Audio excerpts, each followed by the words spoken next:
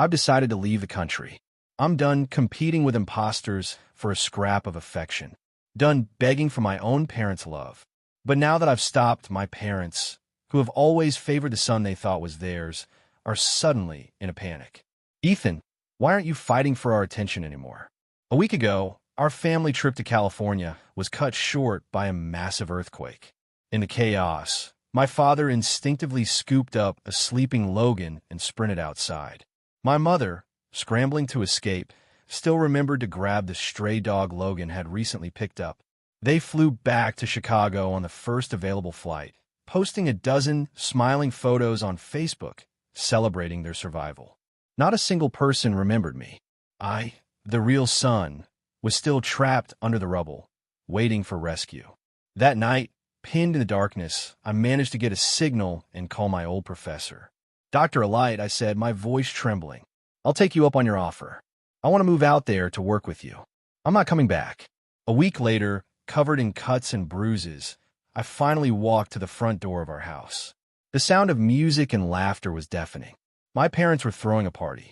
Friends and relatives filled the living room, celebrating the family of three and their miraculous escape. When my parents saw me, their expressions were a complicated mix of shock and guilt. In the earthquake's terror, they had thought of everything and everyone except me. My mother's eyes welled up, and she rushed forward to pull me into a tight hug. "Oh, Ethan, my baby, you've suffered so much. I once would have dreamt of this embrace." Now, I just took 2 small steps back, creating a polite distance between us. "Thanks for your concern," I said. My mother's arms froze in midair. From across the room, Logan's eyes flashed with malice. The next second, his voice dripped with false contrition. "Dad, Mom, I'm so sorry. This is all my fault. If you weren't so focused on saving me, Ethan wouldn't have gotten hurt." He turned his teary eyes to me. "Ethan, you can hit me. Please don't do this. Don't pick today of all days to come back and embarrass Mom and Dad. It's my fault." With just a few words, Logan transformed the flicker of guilt on my father's face into a raging fire. "You deliberately chose today, during this party, to come back," he roared. "You want all our friends and family to think we abuse you? To be so manipulative at your age? You're nothing like a son of mine." I stared at him, at this man who was my biological father, in disbelief. I had spent 5 days trapped in the pitch-black ruins. No water, no food, only the echoing screams of others, which grew fainter and fainter until they stopped, and the suffocating, endless fear. There was a moment I thought I wouldn't make it. I pulled out my phone, intending to type a final goodbye to my parents, only to see their latest Facebook post, a string of a dozen photos of them, Logan, and the dog, safe and sound in our warm Chicago home. The caption read, "The luckiest tragedy. Not a single one of us missing." Meanwhile, I was in the dark, clawing away at stone and debris until my hands were raw and bleeding, fighting just for a chance to live. And to him, my survival was a calculated, deliberate act, a minor inconvenience timed to ruin his party. Suddenly, the urge to explain myself vanished. I turned and walked toward my room. Behind me, I heard Logan's phony words of comfort. "Dad, don't be angry. Ethan just wasn't raised right, that's all. We have to be patient with him." My father snorted. "I regret ever bringing him into this house. He's nothing compared to you, Logan. You're the one who's a real son." I closed my bedroom door, and the tears I'd held back finally burst forth. There was never a place for me in this family. I should have been used to it by now, shouldn't I? I picked up my phone and called my professor again. "Doctor, all right, I'm ready. I could be on a flight in a week. I'm ready to focus on my studies, to settle there. I'm never coming back." The next morning, my mother came into my room, her tone laced with disapproval. "Ethan, you shouldn't have just walked away when your father was talking to you yesterday. It was disrespectful, and you deeply disappointed me." Her words caught in her throat. She'd spotted the clothes I changed out of, now lying in a heap. In the dim light of the party, she hadn't seen them clearly. Now, in the morning sun, she saw my light gray sweater almost entirely soaked through with dried, dark red blood. The reality of what I had endured seemed to finally dawn on her. My father walked in behind her and saw the clothes. His lips trembled almost imperceptibly. He opened his mouth. "Ethan, I was so careless. I didn't realize. I stared at the ceiling, my voice ice cold. Could you please get out? I need to get dressed. They never noticed me. A paper cut on Logan's finger would send them into a panic, rushing him to an urgent care clinic. Meanwhile, the gash on my knee became infected, oozing for days, and they pretended not to see it, or worse, accused me of faking an injury to compete with Logan for their attention. It wasn't carelessness. They just didn't care. Sensing my coldness, a rare flicker of panic crossed their faces. They were used to me being desperate for their approval. Their frantic eyes scanned the living room, landing on the small table by the window where I used to place a fresh sunflower every single day, a gesture they always dismissed as pointless. My father spoke, his voice strained. Ethan, you haven't put out a sunflower today. How about I drive you to the flower market to pick some out? No thanks. I used to put a flower there every morning to give myself hope, to remind myself to keep trying to win back their love. Not anymore. I didn't want it anymore. 3 days later was my birthday. It was also Logan's. 23 years ago, in a hospital mix-up, we were swapped at birth. For me, it was the beginning of a 23-year nightmare. Molested by my adoptive father, abused by my adoptive mother. The memories were so sharp, I could barely breathe. My mother wheeled a giant cake into the living room, her face beaming. Spelled out in perfect frosting was a single name, Logan. Mine was nowhere to be seen. The staff set off confetti poppers. My father placed the single, gleaming birthday hat on Logan's head. Happy 23rd birthday, son. We thank our lucky stars for that accident 23 years ago. It's how you ended up with such a thoughtful, wonderful son like you. My mother chimed in. It's true. Thank God that nurse made a mistake. It brought you into our lives. We're so grateful to her. A cold dread settled in my stomach. I clenched my fist, so hard my nails dug into my palms. The person responsible for my lifelong nightmare was the answer to their prayers. I glanced around at the household staff, all clamoring to give Logan their gifts. These were the same people who had cornered me in the past, whispering warnings. Don't even try to compete with Mr. Logan. Listen up. There's only one young master in this house. To Mr. and Mrs. Cole, you're just a servant with a fancier title. Know your place now. Their faces were plastered with sickly, frantic smiles. Logan, the center of attention, shot me a smug, triumphant look. The room erupted in a chorus of Happy Birthday, Logan. I refused to wish someone else a happy birthday on my own birthday. I turned, went back to my room, and pulled out the gifts I'd hidden in a cheap plastic bag. It was now or never. When I returned to the living room, Logan was dabbing at his eyes, his voice thick with hurt. Dad, I think Ethan dislikes me. Why won't he even wish me a happy birthday? My parents' faces darkened, ready to scold me for being so inconsiderate. But then they saw the 2 hand-knitted scarves I held out to them. Their expressions softened.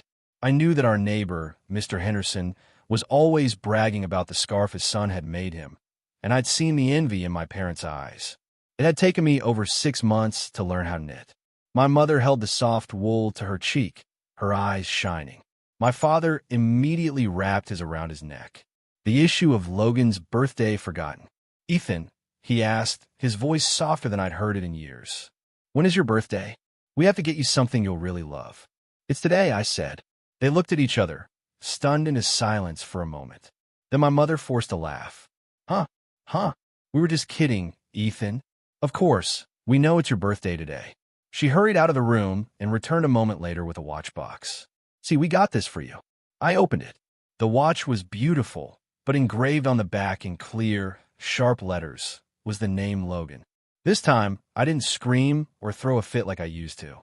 My silence seemed to unnerve my mother more than any outburst ever had. My father started to look flustered, too.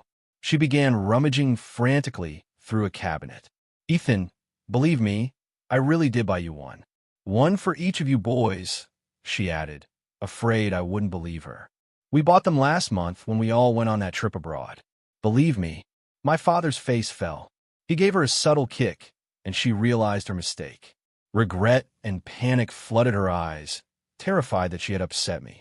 So, they had gone on a trip abroad last month. That explained why I'd come home from a weekend class to find the house dark and the doors locked. I held the watch, Logan's reject in my hand, feeling nothing. It's fine. This one is fine. To make up for it, they bought me a mountain of gifts over the next few days. I took every single item to my office and gave them away to my colleagues as farewell presents.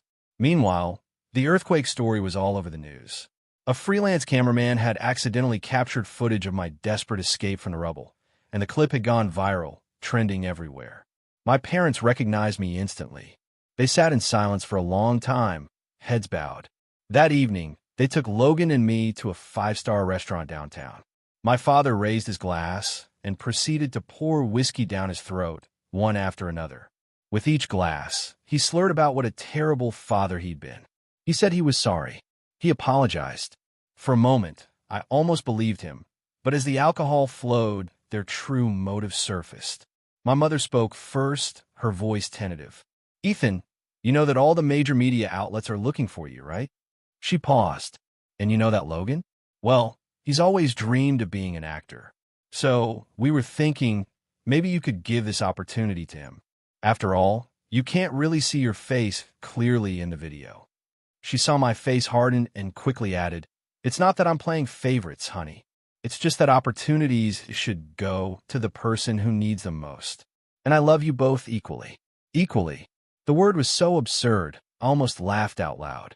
Suddenly, Logan slid from his chair and knelt on the floor.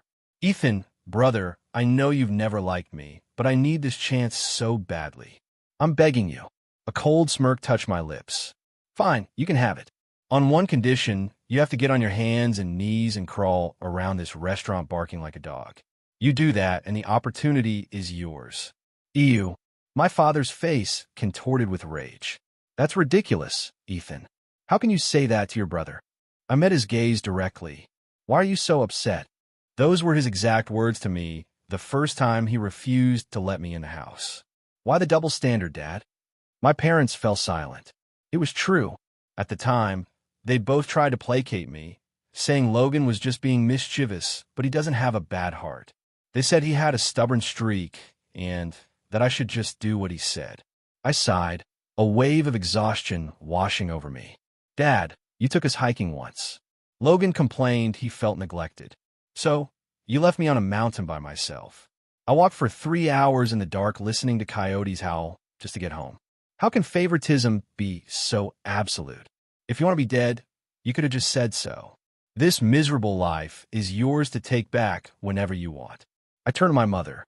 "Mom, to keep Logan from feeling left out, you went to every single one of his parent-teacher conferences, but you never came to one of mine. The other kids whispered that I was an orphan. But I wasn't, was I? I had a mother.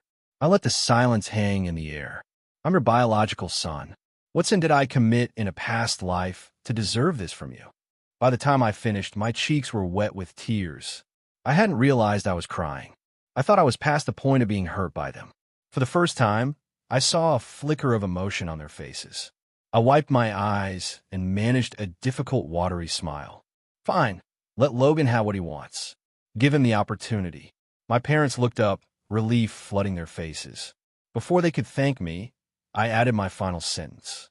"Consider it payment for the gift of my birth. After this, we're even." My father stared at me, his face suddenly slack. "What does that mean?" I decided to be perfectly clear. "It means that from this moment on, you have no parental claim on me, and I owe you nothing. We have no relationship." My mother panicked completely. No. I carried you for 10 months. You're my flesh and blood. How could you?" I shrugged. "Then Logan doesn't get a chance." They fell silent, exchanging a look of pure, agonizing indecision. After a long moment, my father clenched his jaw. "I agree." As the words left his mouth, a victorious smirk spread across Logan's face. My vision blurred. Once again, when forced to choose between me and Logan, my biological parents had chosen Logan. Using my blood-soaked sweater as a prop, Logan gave a series of heart-wrenching interviews to the media. The talent agency seized the moment, and offers for television roles started pouring in for him. My parents seemed to think my declaration of the restaurant was just an angry outburst. They began a clumsy, overt campaign to make amends. They went through their Facebook history and deleted all the posts from after the earthquake. They photoshopped my face into their profile picture, a photo of their smiling family of 3. They dragged me out for professional family portraits, hanging oversized prints on their bedroom walls. They swore to me over and over that they would never be biased again, but I remained polite, distant, and utterly indifferent. My previous eagerness to please was gone. With each passing day, they grew more and more frantic. Finally, my father announced he was throwing a massive party to formally introduce me to their social and business circle. An event that should have happened years ago, but was always postponed for fear of upsetting Logan. While they were busy with their plans, I was busy packing. The day before my flight, after everything was sorted, I went to say goodbye to my friend Alex. He was my only friend. At his apartment, the entertainment news was on TV. They were running a clip of an interview with my father. "Mr. Cole," the reporter asked, "what is Mr. Logan Rivers like at home?" My father beamed. "He's the light of our lives, the only son on whom we pin all our hopes. We just finalized our will yesterday. In fact, all of our assets will be left to him." So he stopped abruptly, his eyes widening in horror as he realized what he just said on camera. But the bias was so ingrained it seeped out of his pores, even when he tried to hide it. So, I was the biological son, but in the end I wouldn't get a single penny. The love and the money were both for the adopted son, Logan. With a cold smile, I pulled out my phone and forwarded the video clip to my father. Half an hour later, as Alex was giving me a tearful farewell hug, my phone began ringing incessantly. It was my mother. "Ethan, it's a disaster. Your father's lost it. He's fighting with a reporter. You have to get down here." When I arrived, my father was wrestling with a journalist on the sidewalk, a crowd of onlookers gaping at the spectacle. "I told you I misspoke," my father screamed, his face purple with rage. "And you're still going to air it? Are you deaf? Do you have any idea how serious this is? You bastard. I'll kill you." A few security guard my mother had called finally arrived and pulled him apart. Only then did my father notice me standing there. His expression shifted to one of pure panic. "Ethan, I didn't mean it. It just slipped out. I swear. Please don't be angry." "Okay." His voice was pleading. "Ethan, trust me one last time. Please don't be angry. Don't leave your mother and me." I stood on the edge of the crowd, watching his pathetic, desperate display. It was a mirror image of how I had begged him countless times to believe me when Logan had lied and said I'd pushed him into the pool. He never believed me, not once. Instead, he'd point a finger in my face and yell, "How could I have a son like you? I wish I could just throw you out of this house." I nodded slowly and helped him to his feet. "I know, Dad. Let's go home." My calmness terrified him more than any screaming match would have. That night, he frantically moved the date of the big party to the very next day. "Ethan, we'll hold a party tomorrow. We'll announce your return to everyone." "Okay." He barely waited for an answer before he was on the phone, barking orders at caterers and event planners. My mother was just as frantic, calling their entire contact list to inform them of the change. And me, before the sun rose the next morning, I was in a car on my way to the airport. I looked back one last time in the direction of the house. "Dad, Mom, I wish you happiness and I wish you a life without me." As the clock struck 7, my phone began to light up with a relentless barrage of calls. I pressed the power button, holding it down until the screen went black. I put on my mask and earplugs, and for the first time in a long time, I looked forward to what would happen after the plane landed. Hours later, we touched down in Colorado. Professor Albright was there to meet me along with a few of his research students. He was my favorite professor from college, and when I had confided in him about my family situation, he'd wept. Since he and his wife couldn't have children of their own, they had come to see me as a son. When they moved to Colorado to set up a new research institute, they had begged me to come with them. He knew I was miserable, both in my adoptive home and with my biological parents. I got a new SIM card and followed him deep into the mountains to the research facility. The signal was poor, and our only connection to the outside world was a single old television. For weeks, that TV was filled with missing person reports. The missing person was me. There were videos of the famous CEO, Robert Cole, and his wife crying and pleading with their son to come back. "We were wrong, son. Please just come home. It's dangerous out there. If anything happens to you, how will we live?" "Ethan, My baby, my mommy was wrong. My mother cried to the cameras. I'll never play favorites again. I promise. I'll listen to you. I'll really listen. Journalists and talk show hosts took turns delivering stern rebukes aimed at me. You only get one family. When you see your parents begging for you to come back like this, even a heart of stone should be moved. You were brought into this world by them. Instead of being grateful, you make them worry like this. It's despicable, hateful, and pathetic. Then Logan, now a rising celebrity, made a tearful appearance. Ethan, I know you're upset. From now on, if you want something of mine, I won't fight you for it. I'll just give it to you. Please just come back. He turned to the camera, his eyes glistening. At home, you always said your adoptive parents were good to you, and it broke Mom and Dad's hearts, and now you're abandoning them over a dispute about the inheritance. Please stop being so stubborn, brother. Come home. I clenched my fists. When I first came back to them, my parents had shown some measure of pity. I cried and told them about the abuse from my adoptive parents. I pulled up my sleeves to show them scars, and they had looked horrified. But Logan had immediately sowed discord, insisting I was using a sob story to gain sympathy.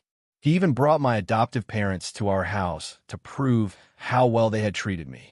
Caught in the middle with no one to back me up, I had no way to defend myself. And just like that, my parents' misunderstanding of me deepened. In the research center's common room, no one knew the stories were about me. Wow, even his brother Logan is begging him to come back. This son is a real piece of work, one of the grad students muttered, shaking his head at the screen. He's either stupid or just plain evil. So, he only came back to get his parents' money. Why would they even bother looking for his son like that? I lowered my eyes, preparing to say nothing. I wasn't going to try to clear my name. I learned long ago that at home, no one ever believed my clarifications. I was used to swallowing the lies and accusations. Professor Albright, who had been dishing out dinner, froze. He walked over and smacked each of the students lightly on the head with his chopsticks. What are you all talking about? The person these scoundrels are looking for is your new colleague. Every head in the room swiveled to look at me. My ingrained instinct was to shrink, to belittle myself, to placate them. But before I could speak, their tune changed completely. What? If Ethan doesn't want to go back, he must have his reasons. This family is masters of the guilt trip. I've worked with Ethan for a month now. I know what kind of person he is. And that Logan guy, what a passive-aggressive creep. I'm unfollowing them right now. And those reporters are trash. They'll say whatever they're paid to. Ethan, don't you go back there. They'll never find you here. Damn it. What a bunch of garbage. And I actually thought their pleas were sincere. They make my friend, one of the kindest, most decent people I know, sound like a monster. Unbelievable. I turned my back to them, letting my tears fall silently into my bowl of rice. For the first time in 23 years, someone was defending me. Life in the mountains was tough, but it was infinitely better than the life I had left behind. The missing person reports ran on TV for a solid month. My new friends, unable to stand it, finally just turned the television off whenever I was around and tried to distract me. I thought this peaceful, supportive atmosphere could last forever. But 6 months later, my parents found me. They showed up carrying bags and boxes of supplies. And the moment they saw me, they burst into tears. Ethan, you're so thin. Please come home with us, son. Are you cold here? Are you eating enough? Ethan, you change your number. We had no way to find you. We called dozens of friends, searched for half a year. We just found out you were here. Please, son, come home with us. I took 2 steps back, putting space between us. Mr. Cole, Mrs. Cole, we already severed our relationship. I paused. Do I need to remind you that your son Logan is a huge star now? You should be keeping your promises, Tam. Their eyes widened and they stammered, trying to find the words. Just then, Professor Albright spotted us and came jogging over, pulling me into a protective embrace. What are you people doing here? He demanded. Haven't you tormented him enough?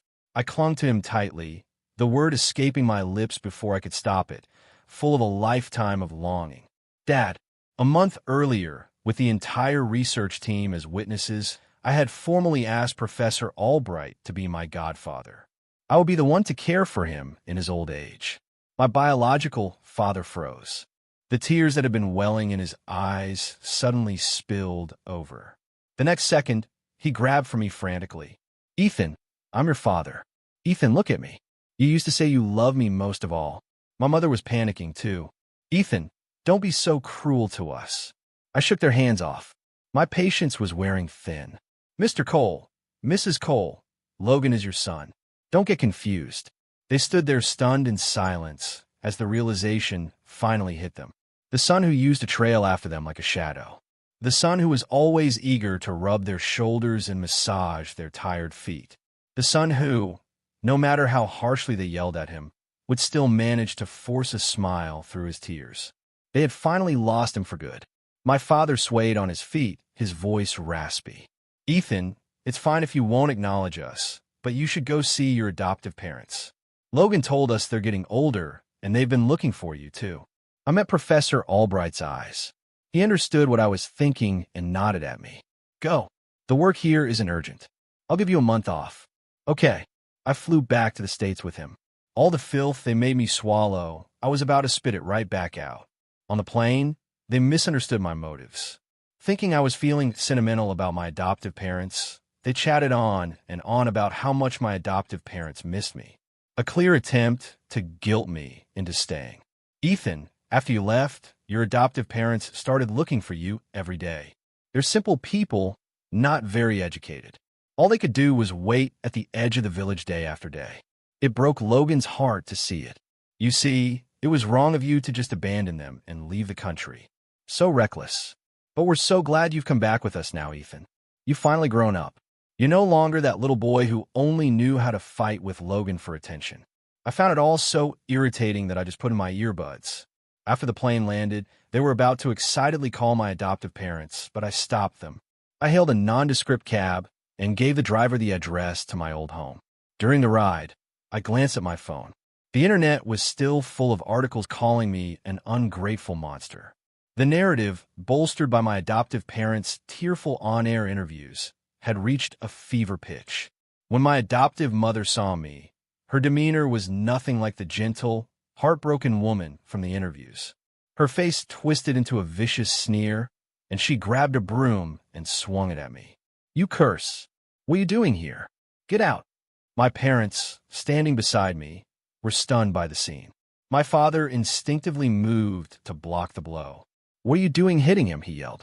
My parents were wearing face masks, so my adoptive mother, Brenda, didn't recognize them. She just assumed they were a couple of my colleagues. She spat viciously in my father's direction. "I'll hit him however I damn well please. What's it to you?" She tilted her head back, her voice dripping with smug cruelty. "What? You feel sorry for him? I've been beating him since he was a kid. Never left a clean patch of skin on his body. Are you going to feel sorry for him every time?" This was how she'd always been, using violence against me to assert her power. It was the complete opposite of the story Logan had sold my parents. They narrowed their eyes, their gazes flickering between me and her. I knew what they were thinking. They suspected this was some elaborate act I was staging. They would always lean toward believing Logan. Brenda, assuming I held no real status in my new family, showed me no respect at all. She continued her tirade of curses, words so vile that even my parents began to frown. Just then, a neighbor rushed into the yard and pulled me behind her. "You foolish boy. Why did you come back? Run. You finally escaped this hellhole. Don't come back." Brenda was furious. "What did you just say?" The neighbor laughed coldly. "Everyone in this village knows what your family is. The husband gets drunk and takes it out on his own son, and the wife looks at the boy like he's her mortal enemy, starving him for days. I tried to sneak him a piece of bread once, and you poured hot oil on his arm." She pointed a shaking finger at Brenda. "You're not human. You'll get what's coming to you." Then she turned to my father, her voice dropping, and that man of hers a real man, molesting his own adoptive son. My father clenched his fists, his eyes turning crimson with rage. He looked like he wanted to grab the nearest heavy object and murder the man inside the house. My mother froze. Then, as if possessed, she lunged forward and shoved up my sleeve, revealing the palm-sized scar on my arm. Ugly, hopeless, permanent. The scar I had once shown them to prove my adoptive mother's cruelty. Their response at the time was, "I can't believe you'd be so cruel to yourself at such a young age. You must really be desperate to compete with Logan." Brenda was even more defiant now. "He's not my real son. He's lucky I gave him a roof over his head." The neighbor's cold laugh echoed again. Right, right. Everyone in town knows. Everyone knows that you, Brenda, bribed a nurse to swap your baby so your own son could grow up a rich young master. And then you abused this one. You're a piece of trash." My father went rigid. He grabbed the neighbor's arm, his voice a raw whisper. "Is what you're saying true?" "Of course it's true. Go ask anyone in this village. There isn't a person here who doesn't feel sorry for Ethan. There isn't a person who hasn't cursed your family behind your back. We were all so happy when we heard he'd gone to live with his real parents. We figured they must be heartbroken over what happened to him. My parents, who just moments before had been silently vowing revenge on my behalf, suddenly fell quiet. In that moment, the guilt crashed down on them with the force of a physical blow. They had never felt sorry for me. They hadn't even believed me.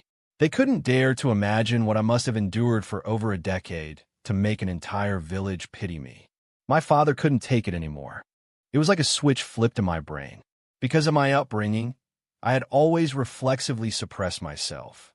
I believed my adoptive mother didn't love me because I was flawed. I believed my biological parents didn't love me because I was flawed. I was trapped in a vicious cycle of self-doubt, the first one to give up on myself whenever I faced a challenge. But it wasn't my fault. Some things were never my fault. I turned around, walked back to the lab, and started the experiment over from scratch. This time I succeeded. Tears of joy and relief streamed down my face. I hesitated, my thumb hovering over my phone, wondering if I should send my parents a text to thank them. Just then, my phone, which rarely had a signal, buzzed with a news alert. Nation mourns as catastrophic earthquake hits Chicago. My heart leaped into my throat. I clicked on the link. The epicenter was right in the heart of the city. The images were terrifyingly familiar. Collapsed buildings, dust-filled air, the sounds of distant screams. The prison walls had crumbled, and many inmates who tried to escape, including Logan and my adopted parents, were swallowed by fissures that opened in the ground. Even though they had caused me so much pain, seeing the scale of this national tragedy, I felt a pang of sorrow. I hesitated again, my fingers slowly typing out a message to my parents just to ask if they were safe. Before I could hit send, a new text message came through. It was from my mother. "Ethan, there's been an earthquake. Your father and I are trapped. We're not going to make it out. Now, I finally know how helpless you must have felt. I suppose this is our karma. There are no words to express how sorry I am. All I want now is for you to forget us. Forget the pain we caused you and live a good life." A second text came through immediately after from my father. "Ethan, your mother and I love you." The moment I read it, a cheer erupted from the TV. "They've been found."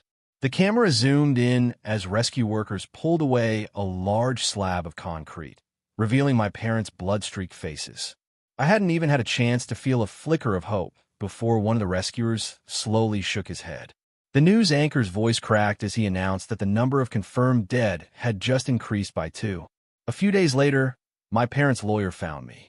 He informed me that in their final moments, they had amended their will, leaving their entire estate to me. I took the bank card, which felt scorching hot in my hand, and donated every last cent to the city's earthquake relief and rebuilding fund. It was the least I could do to help them build some good karma. Later, while working on a project deep in the wilderness, I met my other half. With Professor Albright as our witness and our entire research team cheering us on, we had a simple wedding. And then we had a beautiful baby girl. I poured all the love and care I had never received into her.